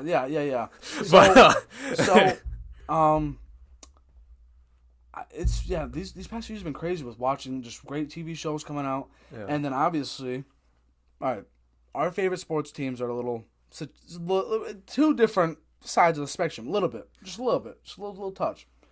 That's what we're gonna start talking about right now, because I always say life is good when the Bengals are good. And it's true. Like, and obviously you're an LSU fan, so obviously you love Burrow and you love Chase, and you know what those guys, you knew the potential they had. Like, you knew, like, there was going to be some serious business happening. And I had to deal with everyone's shit saying, oh, did you see that meme of Burrow and Chase in the car? And it's like, oh, the Bengals rolling into last place in the AFC North. Did you see that meme? When was that? It was right before the season started. When Chase couldn't get open. He couldn't catch the ball. Oh, yeah. He couldn't do anything. I probably have seen it, but couldn't fucking catch a cold. Like, yeah. Dude. I mean, in the preseason, I was a little worried. Just a little bit. I need to see him playing a game. Yeah. Just a full-out game with Burrow, because Burrow wasn't even the one throwing the ball to him, whatever. Mm-hmm. So, I had to deal with all these headlines. National media making a fucking narrative of my fucking team, and I'm just sick of this shit. I'm sick of everybody I know being a Steelers fan or a Patriots fan, and I have to deal with everyone's shit. And you were the one who also put me on the Locked On brand, and obviously there's Locked On Raiders, Locked On Bengals, and Built Bars. Yeah, Built Bars. shout out Built Bars. Yeah, because you listen to Locked On Lakers, right? And they always promote Built Bars. So every time I hear it, I'm just like, fast forward, 30 seconds, 30 seconds, 30 seconds. I'm at that point where I'm like, 15 seconds, got it, boom, all right, back into the saddle. Well, but now, the Locked On Bengals guys, they're on YouTube, so I watch them on YouTube. I just watch them talk now. I don't know if the Raiders... No, is it a Raiders guy, or... It's a one guy, right? Yeah. I think, is it a black guy? Yeah. He's good. Yeah, he is good, because, before in the wild card weekend, he was doing the crossover. Did you listen to that too? Yeah. So did you listen to Jake and James, our guys? Because we have two co-hosts. Yeah. They're awesome. I like which one's the one with the lighter voice? Is that James? Rapine? Probably James Rapine. Yeah, James. He's a actual journalist for the Bengals. So that's what makes it greater, because he'll actually get sound bites from press conferences and incorporate them into the thing, which makes it perfect. Yeah. Yeah, Q is he does it too. He's in the media now, because he was in Central Texas, and now he moved to Vegas. So the Steelers guy's also a journalist for the Steelers, obviously. So you put me on the lockdown culture, and seriously, because you put me in the podcast, like it's literally just it's in me, if that makes sense. Like, it is a part of my soul. Every day, I just know I get to listen. I look forward to passing the time and just listening to these guys break down my favorite team, and I agree with them, and I just get to listen to the viewpoints, and then I get to listen to Locked On Thunder, because obviously I'm a Thunder fan, and so they were saying, we'll see how they can go. You know, if they play their best, I think they can go like 7-10, 8-9ish, or 7-10. Yeah, 7-10, 8. That was right. Let's make it short, because it's so weird now, because 17 games. And I just remember thinking, if we play the best we can play, I swear to God, ask anybody. I was like, I think we can go 10-7 or better. I was like, I'm not bullshitting you. And everyone's like, Puh.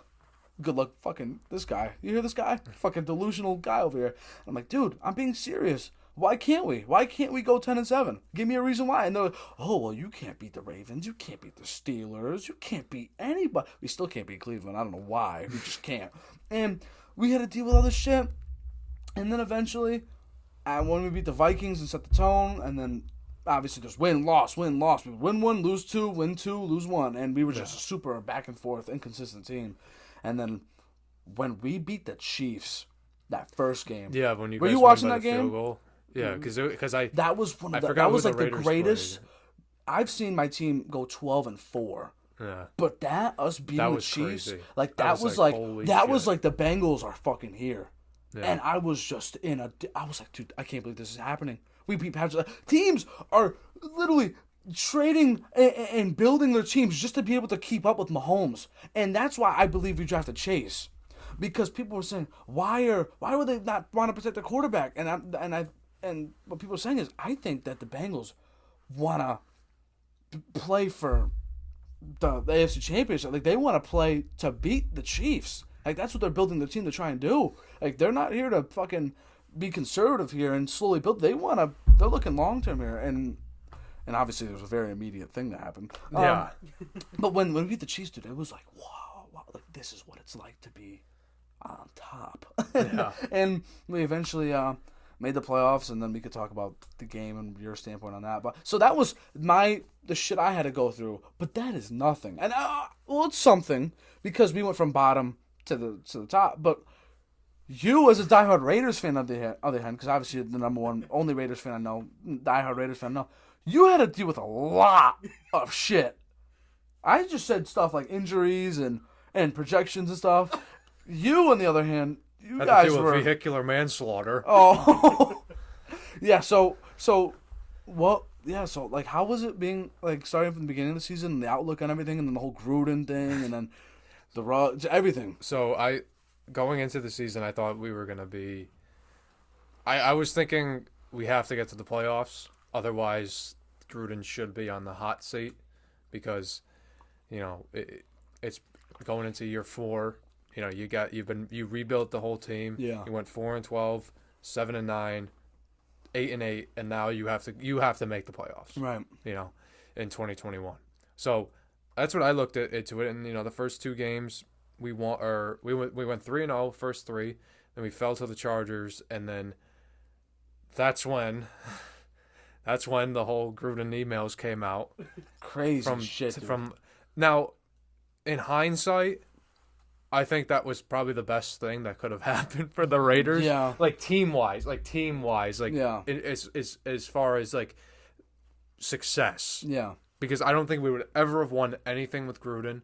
He could not build a team with the draft, which is, at the end of the day, that's how you build a team, is through the draft. Yeah. Because if you can just keep, like the Ravens did when like Ozzie Newsome was there, they drafted Terrell Suggs when they had no need for him, but he was the best player. Yeah. And we're gonna find somewhere to put him. And he won Defensive Rookie of the Year that year and he didn't even start. Was awesome. So but good teams do that. That's why the Patriots are always able to let people walk. You don't have to pay Jackson. Yeah. About that. Yeah. So that's what I thought. I thought we needed to go to the playoffs, but then the Gruden emails come out, which was, like I said, for the team. I thought, I still think it was a, kind of blessing in disguise. Yeah. Were you pissed at first? No. No, you were like, oh hell yeah! When I saw he was resigning, I was like, oh, thank fuck. Let's go. Not that I agree. That's not that funny. I agree with why he was fired. I mean, Yeah. the emails were over 10 years ago, or some of them 10 years, and like, come on, you were there investigating the Redskins for fucking sexual misconduct. Yeah. Like all these, and then 130,000 pages of all this shit that they were investigating.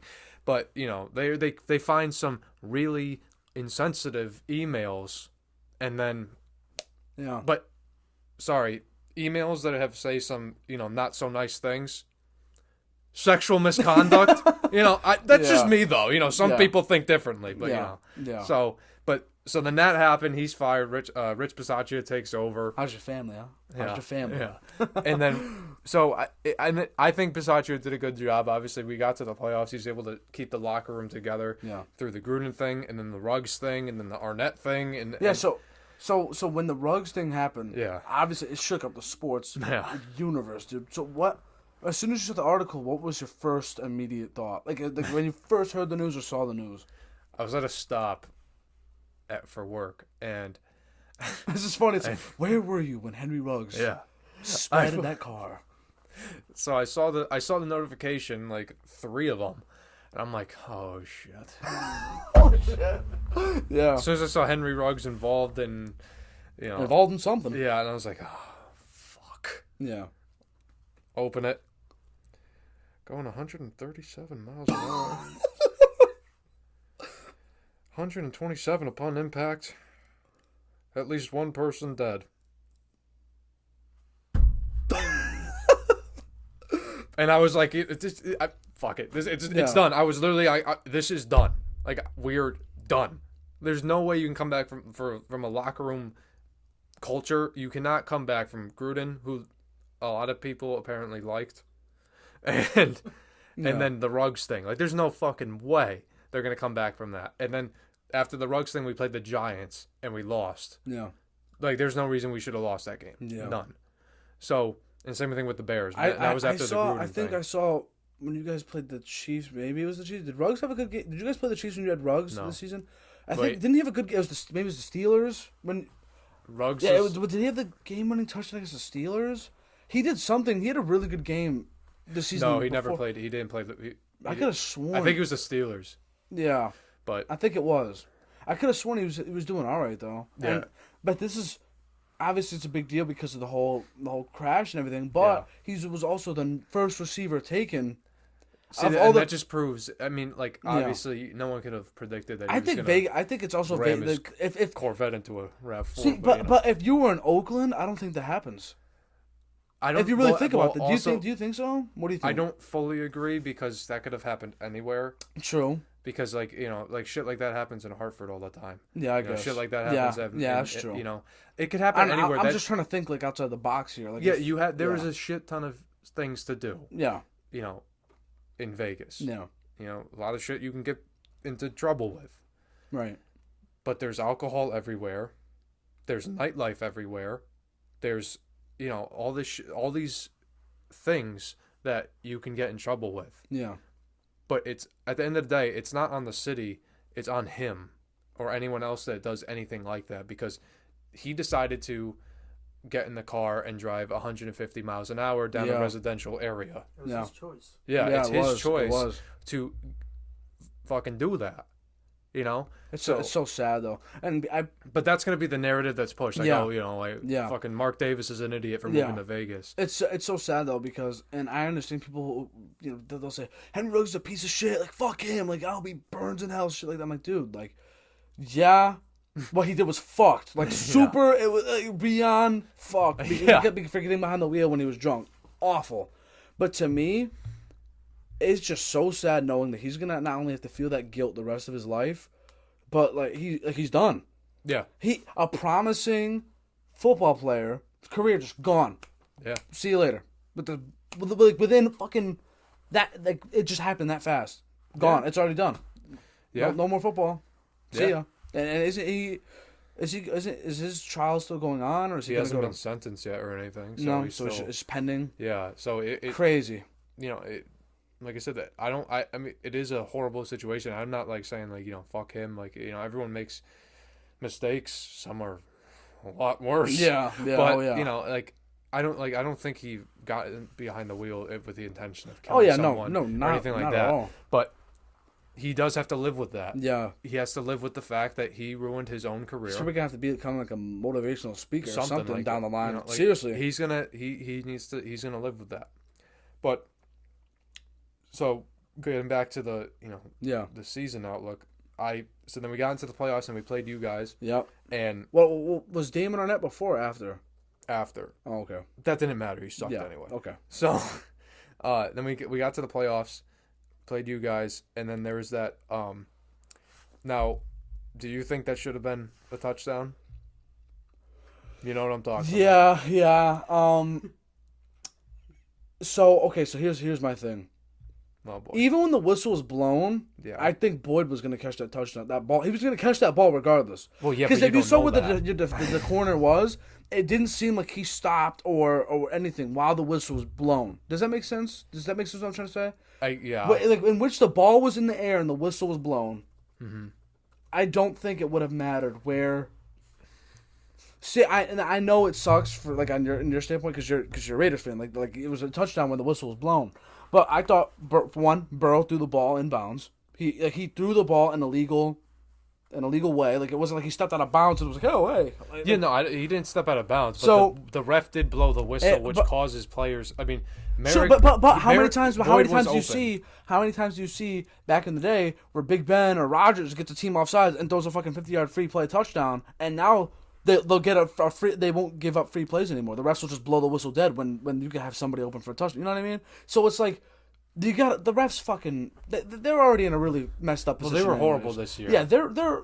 But wanting to be an NFL ref is like a death sentence. Because you know what sucks? Because what if I was an NFL ref and I'm just trying to go by the rule book, which is confusing as all hell, and I'm trying my best, and I might not have the best angle, and I might not have the best this or that, or the best insight on certain situations, and all of a sudden I have to blow the whistle, and then all of a sudden everyone and their mother is like out to get me, and it's like, dude, I was just trying to do my job. It sucks, and I feel bad. So I understand where you're coming from. Yeah. I just don't think that the whistle would have mattered if touchdown. I genuinely think it would have been inevitable that we got a touchdown there. And I know it sounds cliche, but I don't know. Yeah, I just think that they should have realized the rule. I think he should have just been looking at Burrow's fucking foot and say, "Oh yeah, he was in bounds." Yeah, I mean he blew the whistle. It doesn't matter Boyd was open. Yeah, but it doesn't matter. You blew the whistle. You need to stop play and. repeat the down. How pissed were you? Like, what was your reaction? I was fucking pissed off because they even on the commentary they were like, yeah, that should have been, yeah, it was waved dead and repeated down. I was like, fucking weird. I was like, you got to be fucking kidding I thought it was going to OT though, or unless you would have put it away if you get the touchdown then a PAT with Carlson. No, it would have been a. I thought. No, it would have been. I don't know. Tied. It would have been tied. Plus PAT or it would have been tied. We would have had to kick the. We would have had to kick the PAT. Game-winning PAT? No, or to tie it. To tie it. Okay, I thought it was gonna go to OT, and then, man, like when that play was stupid. Yeah, but when I will say this, when our linebacker picked that up, Jermaine Pratt, when he picked it off, the sound that happened, and we watched this on TV, the sound that Cincinnati made was something I'll never forget. Because that was like 30 years of stress and pent-up anger and angst and thinking that this, like, we're going to lose another fucking game because we just somehow. And all of a sudden, he gets the pick and just the place erupts. And it was something out of like it was a fairy tale. I felt like a kid in a candy store. I was like, oh my God, we won a playoff game. We won a playoff game. I was like, oh my God, we did it. And I know you've never seen a playoff one yet. Weren't you a kid when the whole tuck rule thing happened? Yeah, but wasn't that like the AFC divisional round? Yeah. You sense a common theme here of refs just fucking us? I'm so sorry. But technically, you were alive for a playoff one. I was not. So that was my first playoff one, and then we won 2 fucking more after that. Yeah. So that's pretty cool. Yeah, I remember when that happened. That was such a stupid fucking play call because he had fucking Zay Jones. Were you like side by side with your dad? Yeah, he was on the couch. I was on my recliner that I sit in. And so I'm fucking. I mean, they drew it up like I forgot who. I think it was Brian Edwards. They both ran 2 curls. Zay Jones and Brian Edwards. They ran 2 curls. Yep. Which is stupid. Because you like the way they ran it. Even if Zay Jones caught it, he would have been short. And then fucking you have Waller and Renfro running to the flat. Yeah.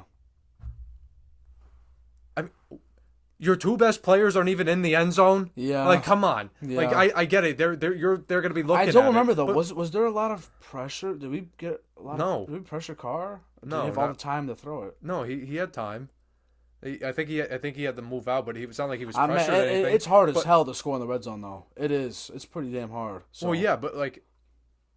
Yeah, I know. Really, the concept, like you know that like with a curl, it's always you don't just stop. Like you come back. Like it's a timing route. What would you prefer? Like a goal line fade to Waller or something? Or? Well, I don't think they were that close, but like it should have been something where it frees up either Renfro or Waller, or even like even if he wanted to like try to get cute and have like Zay Jones catch it. Yeah. Then you got to scheme up something to make it seem like you're going to Waller or Renfro or whatever, and then Zay Jones is on a 1-on-1 or something like that, and you hope he wins it. Right. Like something, but you throw a fucking pass that's gonna be because that was 4th down. Yeah, well. So it's not like it's like you're going. It's not like it's first and or 2nd and 3 at the fucking 5-yard line. All you need to get to is the 2. Like. This is 4th and goal for your fucking season, and you're running a curl. Yeah. That when he caught it, like I said, he would have been short because he was triple covered. Jermaine Pratt ended up picking it, and then whoever else was around him. Yeah. So it was a stupid play call, and even if he caught it, like I said, we would have lost. Did you have a favorite play from the season or favorite moment? Was it beating the Chargers? Because that was a fucking crazy. game. Crazy. Did you think you guys were gonna settle for the tie? No. No. Really? If they did, I would have been. I'm sure so you listen. Pissed. Do you also listen to press conferences? Because I do. Sometimes. Do you know? Did Basasha say he was considering it? If it Carr said on the field, he was like, like when he said that when they called a timeout, it definitely changed our. Yeah, that's right. So screw these guys. Yeah, they're trying to win. And yeah, we would have.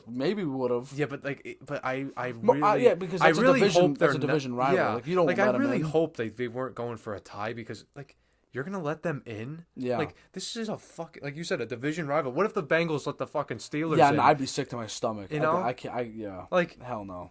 like that's like a fucking pussy way to get in. Like you take a fucking tie when you can kick a field goal and fucking win. That was so sick. I'm glad that I had Carlson as my fantasy kicker. He's good. I know I sucked. Our best players are a kicker. I know I sucked in your league. No, trust me, I'll be better. I drafted Allen Robinson, bro. Come on, he sucked. He had such an awful situation. I actually would want to play. I'd actually be really good. I promise you. No, I'm you should have seen my team. I won my league with. I had fucking Devontae and fucking. I won ours. I drafted Debo in the 5th round. Chase went like 6th in our I had Higgins when he had that game against Baltimore. I'm like, oh yeah. Yeah. When he fucking had like 50 fantasy points. Oh, I was living lavish. And Abel heard me going crazy every week. I was living lavish. Living life. I had Burrow, and you know what's funny? They say never draft favorite team players or whatever in fantasy or I was like, fuck you. I had Burrow now in back-to-back years, and I ended up winning my fantasy ship with him as my quarterback. So yeah, that was fun. I mean, historic. I'm taking him next year.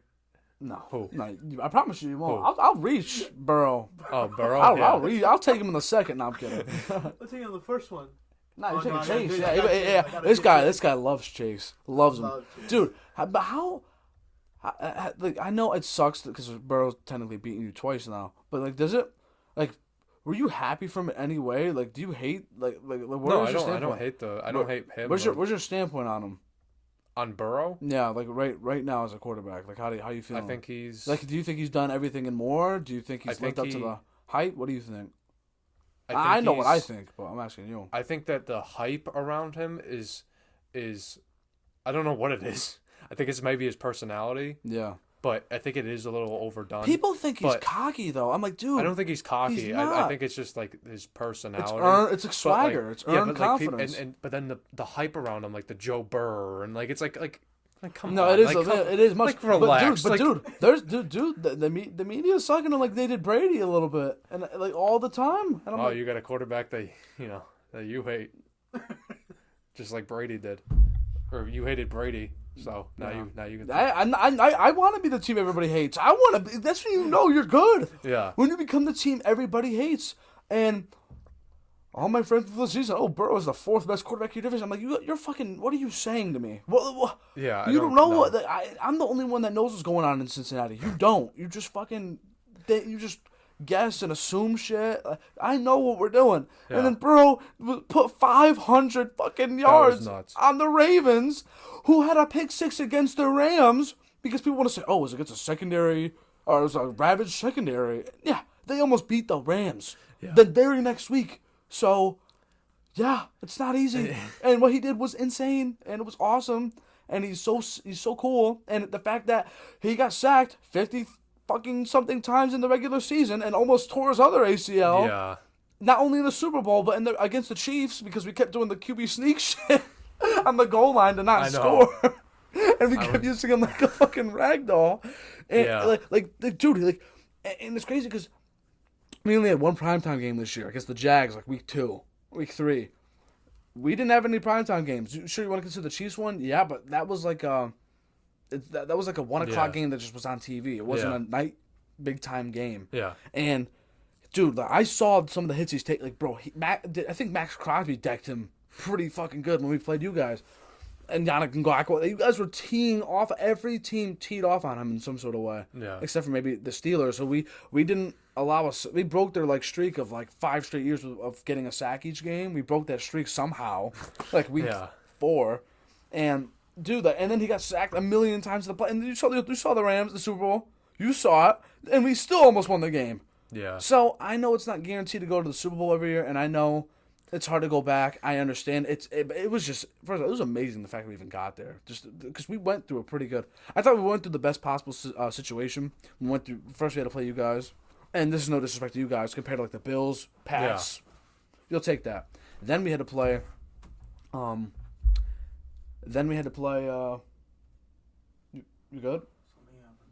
Oh, what happened? I don't know. Just continue. Go ahead. No. Sure. Yeah. Just go ahead. Oh, Memory. All right. Well, we'll just continue on the audio platforms. Anyways, there we go. Yeah. Anyways, so what happened was we had to play the Raiders. Yeah. And then we had to go to Tennessee. And we beat them last year. So I thought it was very doable. And then we had to play the Chiefs, obviously. But like I knew we could handle the Titans. Yeah. I knew it was going to be a tough game. Handled them. And then we played the Chiefs, and that was a crazy game. And the Eli Apple tackle at the goal line. Yeah. Unreal. And I know he's...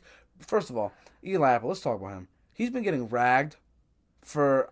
I understand. Well, it's...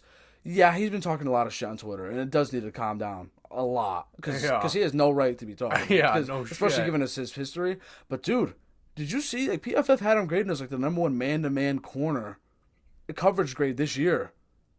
They did. And I saw every game. Someone clicked the wrong button? I saw every game. He did have a pretty good season. Yeah. He did. And against the Rams in the Super Bowl, if you ask me, I thought Jalen Ramsey had the worst game. I thought he had a much worse game. I thought Ramsey, because Ramsey got cooked by Chase, and then I know the T. Higgins face mask. I know, but they still called it a touchdown, so the yards do go against you. Yeah. And then Eli Apple, he only gave like 20 yards, but he gave up the 2 touchdowns. So it's like, yeah, that was a good Super Bowl. You know, just it was like compared to last year's and some other ones. Yeah, it was good. Yeah, that was a good Super Bowl. I think if you guys don't go lineman. See, everyone says that. Let me explain to you my viewpoint. Now, yes, does he need to be protected? Absolutely. Nah, but you don't got to do that. We're good. You sure? Yeah, but I mean, people are gonna end up listening on the platform. They're gonna listen to more of the conversation. Hell yeah, it needs to carry over. Yeah, I need some more stuff to carry over on to my other pod. Maybe I'll start doing that more often. Yeah. No, but they probably don't want to see my ugly ass face or ugly ass faces. But dude, my broken ass nose. This is like the worst angle too for it. He's just like, oh my god, that guy looks fine. like a. You're fine. Well, but. Whatever Abel called me when I walked in the room, that's what I look like.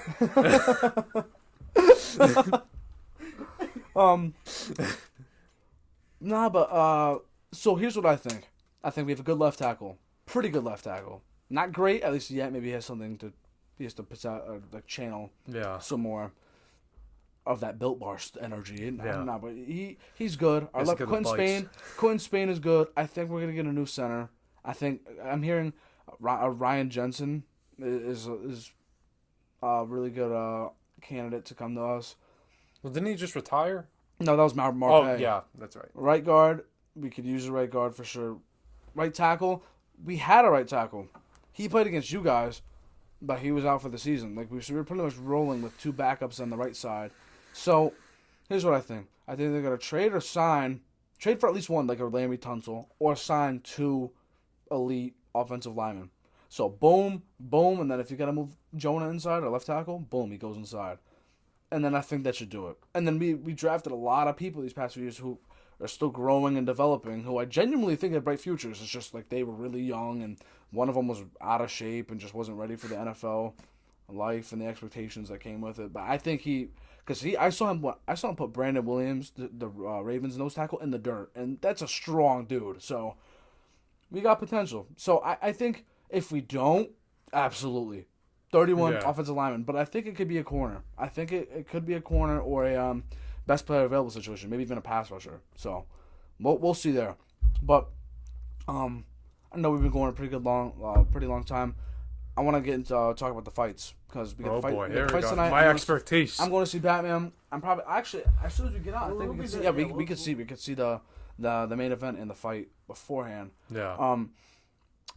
I want you, because you are a bettor, and I mean I bet you're a good bettor if I were to bet on that. Nah, but seriously, I have my streaky moments. Yeah, no, I mean sure when you bet every day like I am, and a degenerate like I am, you go through peaks and valleys. I want you to explain, and this would be a good clip, good soundbite, because not a lot of people understand this world, and me.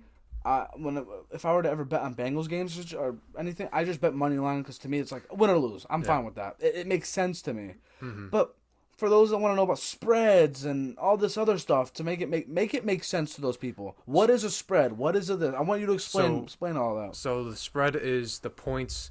So there's always a favorite and there's a underdog in every contest, whether it's you know any sport.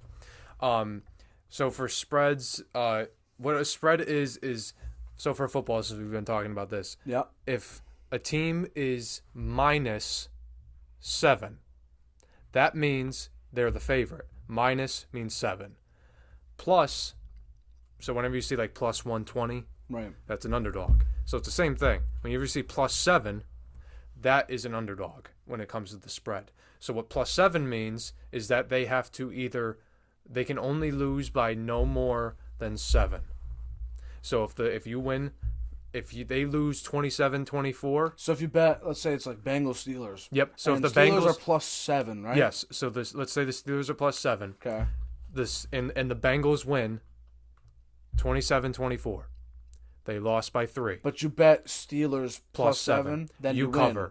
because they lost by 3. Oh, so that's what it means to cover. Yes. You cover because it's within the. Yes. Okay. But the Bengals wouldn't have covered because they didn't win by more than 7. So you always want to. But if it's always best to bet the plus 7. No, it's just really? That's just what the points are set at. Okay. It's up to you. Like if you think that the Bengals, Bengals, it's like if you think 12, like, yeah, because a lot of the times when you see like minus, like, you know, if the fucking Rams are playing the Texans, right, the money line is going to be ridiculous. It's going to be like -1,000 or more. right. So that you're going to have to lay a shit ton of money just to win back $100. It's not worth it, like value wise. Yeah. But if you look at the spread, if it's like -14 or whatever, and you think the Rams are going to blow them out that bad, lay that because it's way better odds. It'll probably be like around -110, which is for simple math or simple, odds, $110 to win 100. Right. So you're only laying 10 more bucks than what you will receive. So it's like that is way more of a value play. So that's why a lot of people play against the spread or, totals, which is, if the total's over 48, that means that if it's 30-30 or 31-30, that's 61 points. So it went over the total amount combined. First off, I just want to shake your hand for that whole situation that happened to me. That Uncut Gem situation. Yeah. I'm going to tell the story because it is an insane, high-stressed story. Listen to this shit. So, I won my fantasy championship, okay? And listen, I'll never do this again, by the way. This is just a crazy, unfortunate... I mean, it ended up turning out well, but a crazy fucking situation that happened to me, all right? So, I win my fantasy championship, okay? I bet that the Bengals would win more than 6.5 games this year. Yep. I'm not going to say where I bet, how I bet, because I don't want to throw anyone under the bus here. Because honestly, I'll just take the blame for it. Yeah. So, I go to take my money out of like the betting app or the betting place, and it's not working. And I see 5 different ways, and you explain to me the way to do it from now on. Yeah. If I were to do it again. Yeah. And the way I tried to do it, it was like, oh, you must have a minimum fee of blank. Yeah. And I'm like, okay. No, I'm not going to say the number. Blank. We'll say blank. And I was like, okay. I'm gonna put some money in and take it out. And then all of a sudden, it's saying, error. Like, you can't take it out. I'm like, what do you fucking mean it can't take it out? I put my fantasy money into the thing, and it couldn't take it out.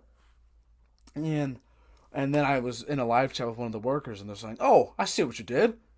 You put money in, and you have to play to get that money back. And I was like, dude, what?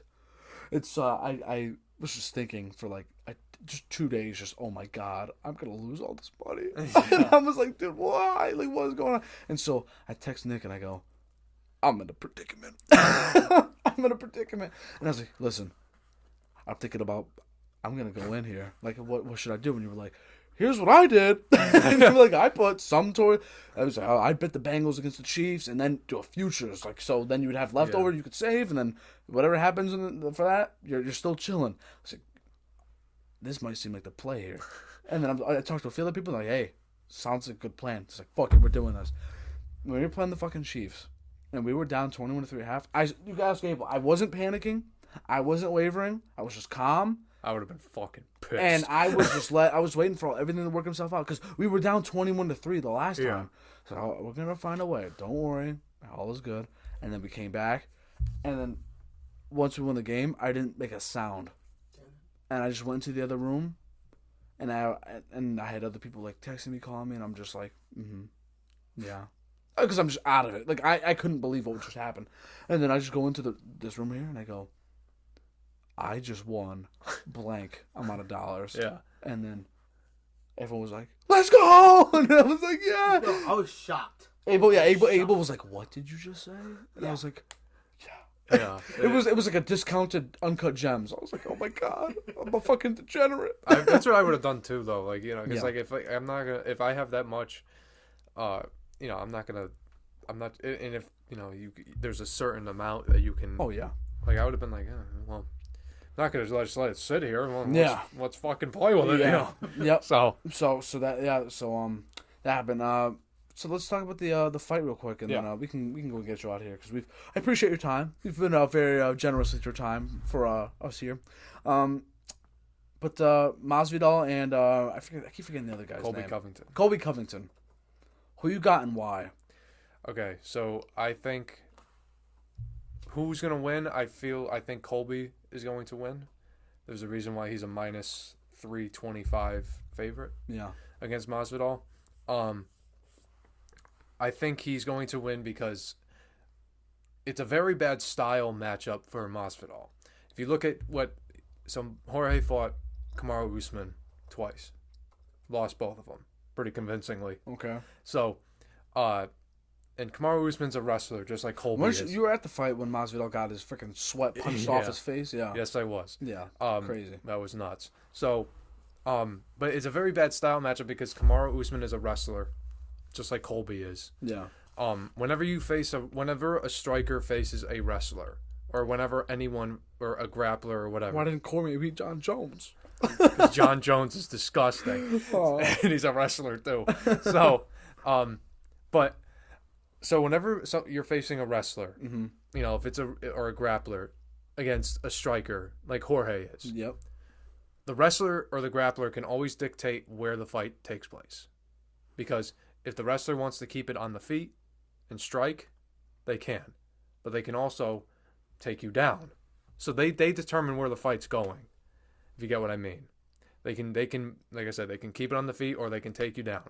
Okay, so the reason why it's a bad style matchup, as in the second Kamaru Usman fight with Jorge, the threat of that takedown is so prevalent, and Jorge even said it in his post-fight interview. He said, "I thought we were going to wrestle for 25 minutes. I was, prepared, and so that threat of the takedown. If I was to come, if we were fighting, and I'm a wrestler and you're a striker, if I'm coming in, and I fake a takedown, like if I, you're drop gonna, my level, because you're so conditioned to think. I'm going to drop my level. Yep. I'm going to level change. Your hands probably, which I'm counting on, is to try to lower your hands to try to down block and stuff the takedown. Yeah. Well, now your hands are not here. Yeah. So, boom. Yeah. You can come over, and that's why wrestlers. So you think it's gonna be sort of like the same? Yeah, I don't think Colby has the same power at all. Do you want Masvidal or do you want Colby as well? I love them both. Yeah. Yeah. No, like they're. Masvidal, he's a badass dude. Yeah, he's a bad motherfucker. He's got the title of it too. Yeah. So he's got the BMF belt. But yeah, I think so. That's why I think Masvidal loses this.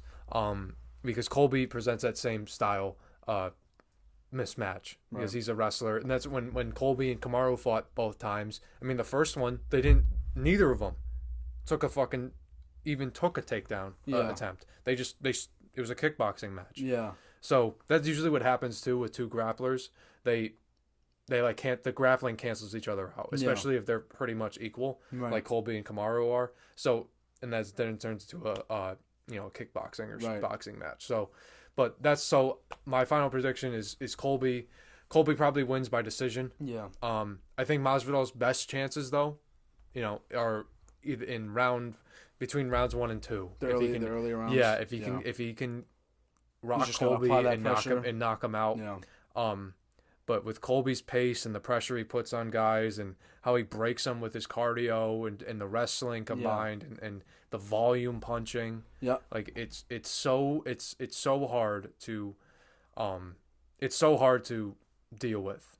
So, and Masvidal's older, think he's 36, 37, something like that. So, you know, he's a star, but I don't think he gets the job done today. So, well, today's gonna be a really good day. We're gonna be getting grilled cheese. I don't know if you've ever been to this place. Way Station in Middletown. Best grilled cheese you'll ever have. Really? I would never sell you short, bro. Amazing. It's tremendous. And so we're gonna go there. Gonna go see this movie, and then we're gonna hopefully look forward to a really good fight. So yeah, you gotta let me know how that movie how. Oh yeah, no, 3 hours. Yeah. 3 fucking hours. Yeah, it's from like 7 to 10, right? Yeah. 7, 8 to 11. Yeah. Oh yeah. That's why. Holy and shit. That's why that's why I'm trying to say it's in that, because there's probably gonna be a lot of dialogue and acting that put it in the same realm. Probably. Because there's gonna be a lot to cover. That's why I'm trying to say that. But if you look it up, IMDb, Rotten Tomatoes, they're rating it pretty highly. No. So we'll see. But I wouldn't lie to you. I'll let you know what I think. Fucking sucked. But like I said, I really appreciate you for coming on here. I would love to do this again in the future. Absolutely. You're a great conversationalist and a good friend. With that said, I know we have no mics, so you're gonna be listening on audio platforms. That's shit! There's no fucking camera here. I use my phone to record, and it's been tough. But I'm trying to get the funds. We're building it little by little. But hey, at least I'm gonna get some numbers on the audio platforms, so I can't complain about that. Hopefully, if you're still listening. Yeah, I know. You fucks better be. With that said, my heart is with you all. I appreciate everyone for listening. Please be sure, if you're watching on YouTube, make sure you go give it a thumbs up. Subscribe. Make sure you tell people, about what we're doing here, because we have great conversations, man. If you want to pass the time, just want to listen to me or whoever I have on, just talk about whatever it is they want to come on to talk about, cover some ground. That is very ideal for me, and I know that you will all enjoy the content that I put out there. So, with that said, like I said, my heart is with you all. Ciao for now.